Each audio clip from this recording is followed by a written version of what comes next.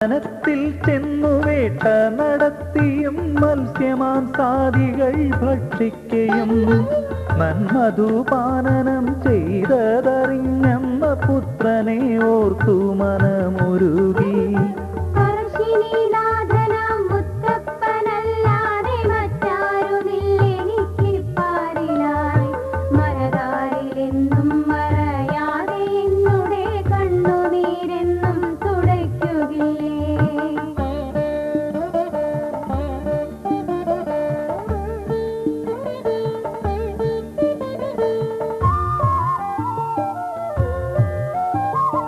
അമ്മതൻ ദുഃഖമകറ്റിടാൻ തന്നുടെ വിശ്വരൂപം കാട്ടി ശ്രീമുത്തപ്പൻ. അഗ്നിഗോളം പോൽ ജ്വലിക്കുന്ന നേത്രങ്ങൾ തൃക്കൈയിൽ വില്ലും ശരങ്ങളുമായി. അമ്മതൻ ദുഃഖം